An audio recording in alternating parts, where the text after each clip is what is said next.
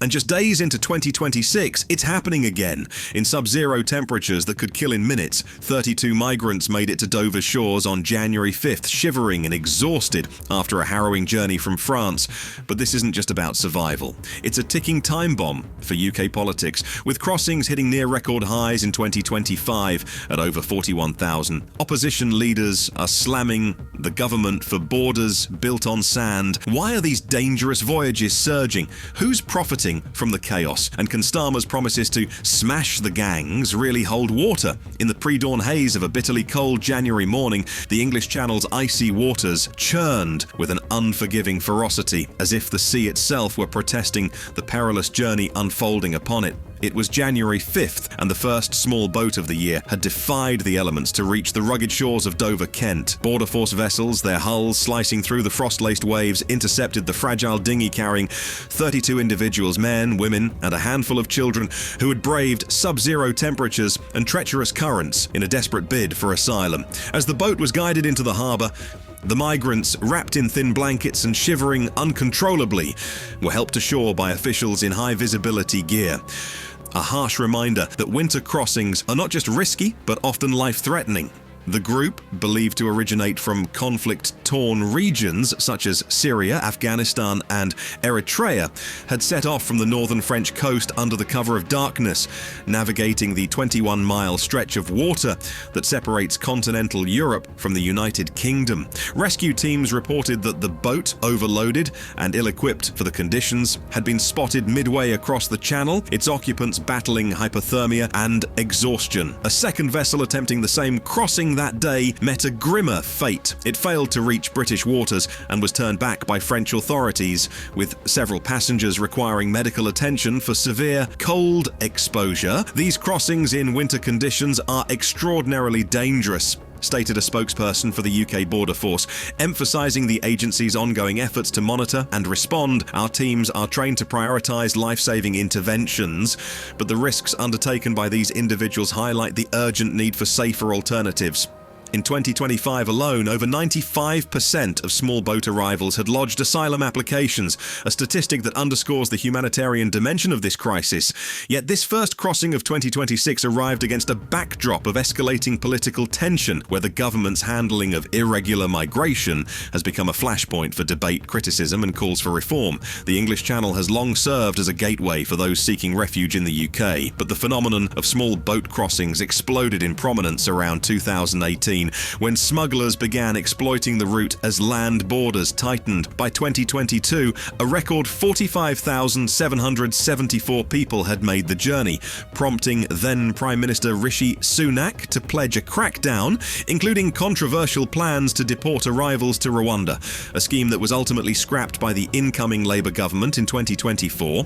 Crossings dipped slightly in 2023 to about 29,437, attributed to adverse weather and enhanced bilateral cooperation with France, but rebounded in 2024 to 36,816. Then came 2025, a year that saw 41,427 arrivals, the second highest on record, driven by a surge in late summer and autumn, when calmer seas allowed for more attempts. Witnessed over 800 people crossing in a single day, a record for that month. These numbers are not mere statistics, they represent lives upended by geopolitical upheavals. Many migrants flee war zones or oppressive regimes, travelling through multiple countries before reaching France's Calais region, where makeshift camps like the infamous jungle have been repeatedly dismantled, yet persistently reformed. Smuggling networks, often ruthless and profit-driven, charge exorbitant fees, up to £5,000 per person, for a spot on an inflatable boat ill-suited for open water. The dangers are well documented. Since 2018, at least 300 people have perished or gone missing in channel crossings, including tragic incidents where boats capsized or collided with shipping lanes. The loss of life in these waters is a tragedy that demands international action, remarked UK Home Secretary Yvette Cooper in a statement last year, urging greater collaboration with European partners to dismantle smuggling operations at their source. Politically, the resumption of crossings in 2026 has intensified scrutiny on Prime Minister Keir Starmer's administration, which took office in July 2024, with promises to smash the gangs facilitating these journeys. Starmer's approach has emphasised upstream interventions such as intelligence sharing with Europol and funding for French border patrols, rather than the deterrent-focused policies of his predecessors. A key pillar was the UK-France returns agreement signed in late 2025, which aimed to facilitate the swift return of ineligible migrants. However, revelations that the deal expires in June 2026, less than 18 months after its inception, have sparked fresh controversy. Opposition leader Kemi Badenoch of the Conservative Party seized on the news, declaring in Parliament, "This government's migration strategy is built on sand, a temporary pact that leaves our borders vulnerable and taxpayers footing the bill for endless hotel accommodations." Badenoch's comments reflect a broader Conservative narrative that Labour has been too lenient, allowing crossings to surge despite pledges otherwise. Starmer, defending his record during a recent Prime Minister's Questions session, countered that progress is being made. "We've increased returns by 25% compared to the previous year and invested in technology to detect boats earlier," he asserted, pointing to the deployment of drones and enhanced radar systems along the Kent coastline. But this is a global challenge requiring sustained effort, not quick fixes. Indeed, the government's data shows that while arrivals rose in 2025, the rate of increase slowed in the latter months, with fewer boats per crossing, averaging about 50 people per vessel, up from 40 in prior years, indicating smugglers' adaptations to enforcement measures. Housing asylum seekers in hotels and disused military sites has cost the Treasury an estimated £8 billion annually, a figure that has drawn ire from local communities in areas like Kent, where resources are stretched thin. The political pressure is not confined to Westminster, it echoes across the nation, where public opinion remains divided. Polls indicate that a majority of Britons view immigration as a top concern, with concerns over strain on public services like the NHS and housing. In Dover itself, residents have mixed feelings. Some express compassion for the migrants' plight, volunteering at local charities that provide aid, while others voice frustration over perceived insecurity. "Our town bears the brunt of this crisis," said Dover's local council leader Kevin Mills in a community address. "We need central government to deliver on promises of support, not just rhetoric." Mills's words highlight the localized impact. Increased border force presence has boosted the economy through jobs, but it has also led to traffic disruptions and occasional protests. Beyond the immediate arrivals, the first crossing of 2026 raises questions about the year ahead.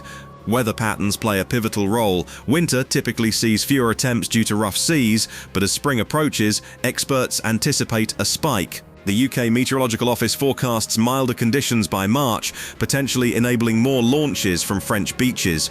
Meanwhile, geopolitical factors loom large.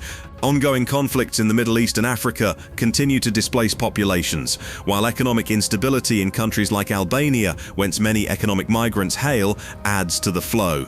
The Home Office estimates that up to 50,000 could attempt the crossing in 2026 if trends persist, though officials are cautious with projections. "We are preparing for all scenarios," a senior Home Office official noted, detailing plans for expanded processing centres and faster asylum decisions.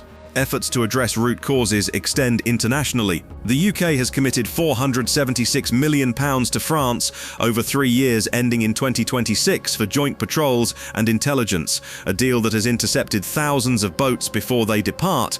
French Interior Minister Gérald Darmanin, in a joint press conference with Cooper last autumn, affirmed, "Our cooperation is yielding results. We've prevented over 20,000 crossings in 2025 alone through targeted operations."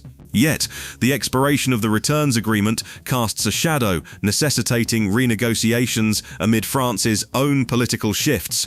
European Union dynamics further complicate matters. Post-Brexit, the UK operates outside frameworks like the Dublin Regulation, which once allowed returns to first entry countries. Humanitarian organisations, while not officials, provide context that officials often reference. The United Nations High Commissioner for Refugees has urged the UK to expand legal pathways, such as resettlement schemes, which resettled over 20,000 refugees in 2025. Safe and legal routes are the antidote to dangerous crossings, stated UNHCR's UK representative, a sentiment echoed by Starmer's government in policy documents. Indeed, Labour has piloted community sponsorship programmes allowing local groups to support refugees, aiming to reduce reliance on irregular methods. This event, though small in scale, symbolises a persistent challenge that tests the UK's values, resources and resolve. Amidst the freezing waters and mounting pressure, officials like Cooper maintain optimism. "We will not waver in our commitment to secure borders while upholding our humanitarian obligations," she declared in a recent briefing. Yet, as opposition voices grow louder, Badenoch warning of uncontrolled influxes and calling for tougher deterrence, the debate rages on. Will 2026 see a turning point with innovative solutions curbing the flow? Or will the channel continue to claim lives and fuel division?